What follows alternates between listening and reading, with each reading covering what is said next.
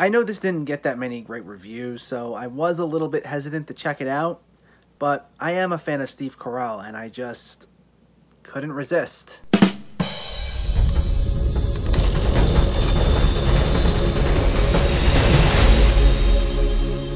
Irresistible stars Steve Carell as Gary, a Democratic political strategist who sees a viral video of a retired Marine, played by Chris Cooper, and decides to run him as the Democratic candidate for mayor in his right-wing town in Wisconsin. While the campaign is initially successful, they hit a roadblock when Gary's Republican nemesis Faith, played by Rose Byrne, is sent in to protect the incumbent mayor, which causes the race to become the focus of the entire country. I love a movie with good social or political commentary, but I am always cautious when walking into them, not necessarily because of the message itself, but the way it's presented. There are movies that make points that I agree with, but the messaging feels so on the nose that the dialogue feels forced, and it's not asking the audience to think or engage in a meaningful discussion. There are some movies that feel like they're talking more at you than to you. But I wanted to give this a shot, partially due to Steve Carell being the star, and the other reason being that it was written and directed by Jon Stewart. I gotta admit, I never watched The Daily Show when he was on. I've seen clips in hindsight, and I do enjoy it. It's just one of those things I never tuned into at the time. But I am very well aware of how respected his views are, so I wanted to see how they translate it into movie form, especially as a satire. His last film, Rosewater, which I actually haven't seen, is another political movie, but it's more of a straightforward drama. So he presents his thesis for the movie within the first few minutes. It takes place right after the 2016 presidential election, and Steve Carell and Rose Byrne are talking to the press separately. They have both just worked on their respective campaigns, and at the end of their interviews, they both openly just say to them that they lie. So right off the bat, no matter what your political views are, the point that Jon Stewart is making is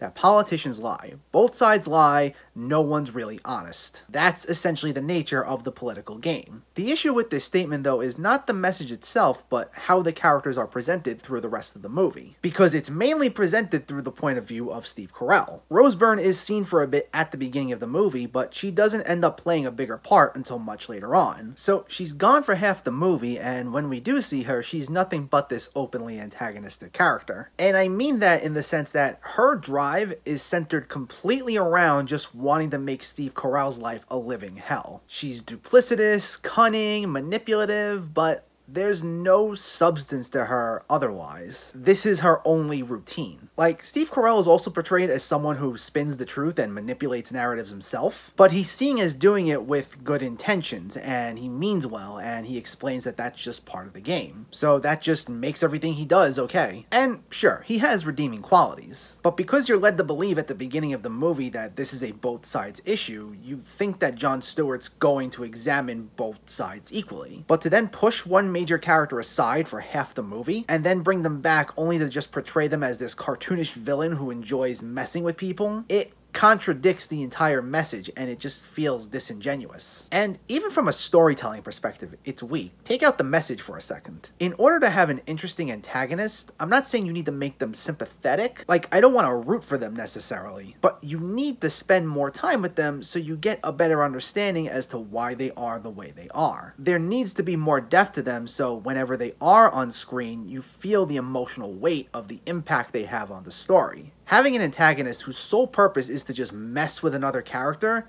is kind of boring. And that's Rose Byrne's character's entire shtick. Whatever she can do to make Steve Carell suffer, she'll do that. And that's about the most we get out of her in terms of character development. And I mean, I laughed at some of their exchanges, it's just she's not compelling. Nor did I feel the urgency of Steve Carell needing to make sure that Chris Cooper wins this race. I think another big thing too is that Steve Carell is one of the only characters who's even remotely compelling. He has the strongest motivations, he wants to win this race because he feels that it will bring integrity back to the town, and he puts a lot of thought into the decisions he makes. I don't feel most of the other characters get that same level of respect, though. Chris Cooper is portrayed in a fairly sympathetic light, but he's pushed aside for half the movie as well. He comes in, he makes a speech prepared by someone else, he improvises a few words of his own, and then he leaves. And Steve Carell needs to deal with whatever the repercussions may be. His appearances can feel sporadic, and it's clear he's made to be more of this puppet. And the rest of the town is viewed as kind of just dumb. They don't understand simple concepts, they get everything wrong. There's a gag where one of the buildings is still using dial-up instead of Wi-Fi because they're just that far behind in technology. They blindly just follow whatever Steve Carell tells them to do. On top of that, you have Topher Grace and Natasha Lyonne as two people working directly for Steve Carell, and they're both just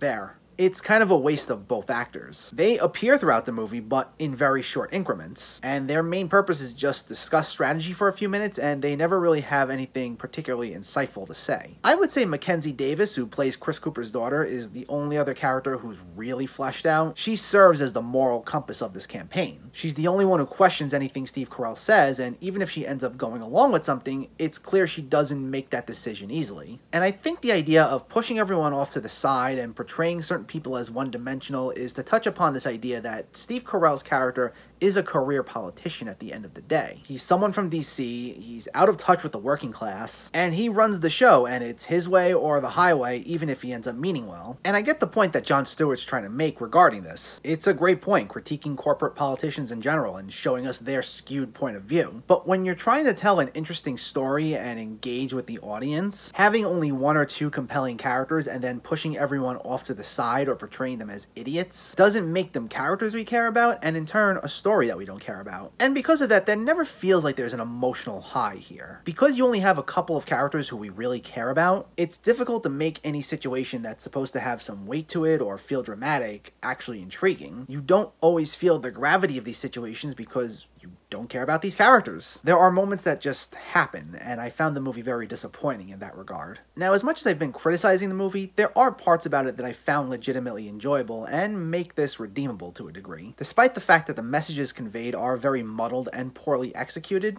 they are at least intriguing points. I think that they are worth exploring, so I will give Jon Stewart some credit for presenting some good ideas, even if not properly following through on most of them. And despite the problematic storytelling, it actually can be pretty funny at times. Not consistently laugh-out hilarious though, like there are some cringe-worthy jokes. There's this stale bit where Steve Carell is trying to get everyone in the room's attention and there's this loud noise behind him, and he'll just start yelling at everyone and telling them to shut up or tell them to get the noise to stop. And this is done a few times, and I felt it just dragged these moments out. They felt very forced. But there are other points where I did get some solid laughs. While I thought Rose Byrne was a poorly written character, there are some great exchanges between her and Steve Carell. Plus, some of the interactions between Steve Carell and the townspeople were pretty funny. It tries a lot, and it moves pretty quickly, so there's at least a good energy about this that makes the movie feel fast, and I wasn't checking my watch too often. And while it feels less than the sum of its parts, there are a fair amount of individual moments that are good on their own. Plus, again, even though the characters themselves are poorly written, the performances are very good. I especially enjoyed Steve Carell. He channels a bit of his inner Michael Scott or even Andy from The 40-Year-Old Virgin at times. He can be a bit mocking and he goes on these odd tangents, but his sense of comedic timing is great. And that charisma he exudes is a big thing that holds this movie together, even if only by so much. And everyone else was fine. Mackenzie Davis especially is a natural. She's becoming one of my new favorite actresses. She was easily one of the better parts of Terminator Dark Fate, and the way she plays off Steve Carell here were some of the more empathetic parts of this movie. Rose Byrne, as I've already mentioned, is hilarious with her own fiery exchanges with Steve Carell. Plus, Chris Cooper also does a fine job. It's just a shame that there wasn't better writing to back these strong performances up.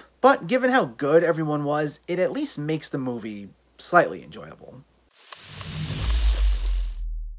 This is certainly a mixed bag. On one hand, you have a great lead performance from Steve Carell, along with a solid supporting cast, with Mackenzie Davis being one of the other big standouts. Plus, it can be pretty funny at times, and it does bring up some intriguing ideas about the political climate. That being said, it tends to contradict some of those ideas that it brings up, which makes the message feel confusing. That, along with a lot of characters being severely underwritten, would undermine the humorous moments and good performances. It can be enjoyable enough that it's worth checking out once, but it's not a must-see. It's a mild recommendation at best. Right now it's on VOD for $20, and I'd say just wait to see it. Irresistible gets a 6 out of 10.